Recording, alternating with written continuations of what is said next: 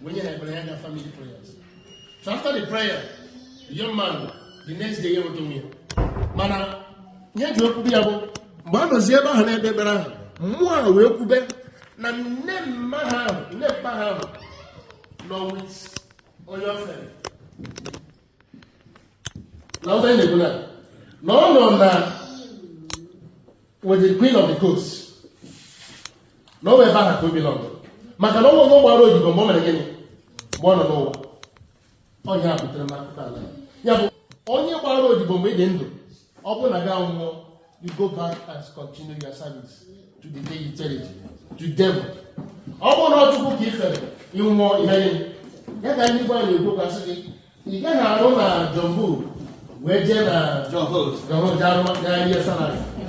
only borrow the bomb no one. Open a gown where back here, I take the talking. And all these are Rajon moment on why I can make move for. I got angry with my brothers and sisters and I said, I won't do Omena. No, Omena look at her out of the game. New Omena, Messier, he did no job. He may mean a question in the name of Omena. He won't in our home. No, Yabon divide. Now you find to my way back. Next year, not only don't concern the idea. When you open on an oblate of St. Benedict, I will lay apostolate. Young man, and bishop, this society also near Gadia. Mano won't to no good. Mana yet opposite the local. Look at the more almost fell what they do. What I want. Yabna. If they did, that is the question you can ask yourself. And that is the most important thing that I want to make. I don't the history of that. Go to it today. That the brother to Dangote. Also to Dangote. You know he's a richest man. One of the richest man in the country. And I don't know what he left behind. How many plots? 200 something 80 plots. The house is somewhere. How many trillions? Almost 61 trillions he left behind. And I'm going to name here. Or his vanity. Vanity of vanity. All his vanity. One of a man from my village, born and one of the only son. This only son, he has 1 year, 7 years, there are US and that become a medical doctor. Then the boy found out in Nigeria. A lot in Nigeria. Plots, houses, here and there. We don't go feel the yard week. Wherever we are, I want to hand you over so that you continue from where I stopped. Daddy, you know I cannot come back home to start and know this. Daddy, don't you have relations? Uncles and that's them. I don't need all this things, Daddy. That's them. And no, I don't think I'm coming back here. If you are the father, what would you do? Of course, DP, you move me. Huh? Maybe it's not a mission, maybe I'm not trouble, all this was. So, Master Kangani, all did it. All we had. Monopoly, no, the banana. And every banana determines you don't know. How you live your life determines to guide yourself, watch yourself, where will you go? It will help you to amend yourself. Go to them, go for the importance of death. On Babalulu. On Babalulu. The fear of death will help you to mirror your life so that you don't make mistakes for where we go. Basically, because of it,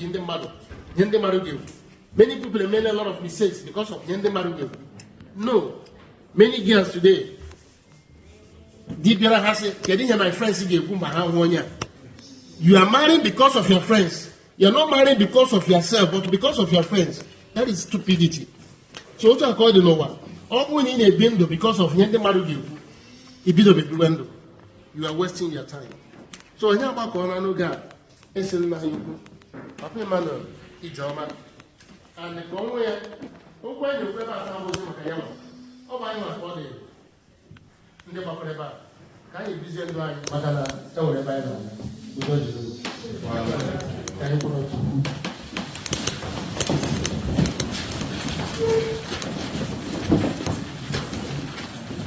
He has promised He will never fail.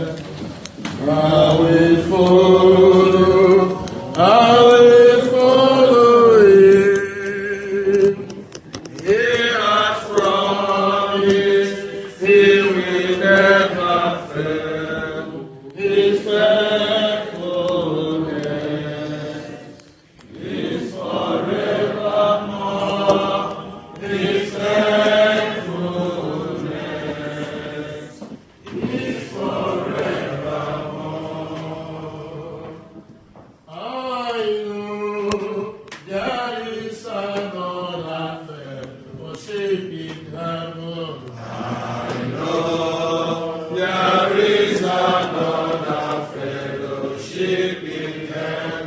Do you know there is another fellowship in heaven? I know there is another fellowship in heaven. I know there is another fellowship in heaven. I know there is another fellowship in heaven. Do you know there is another fellowship in heaven? I know there is another fellowship in heaven. Eze Chukwu anyị na-ekene gị. Ọ bụla dị n'okwu Chukwu nke anyị nọ n'oge a.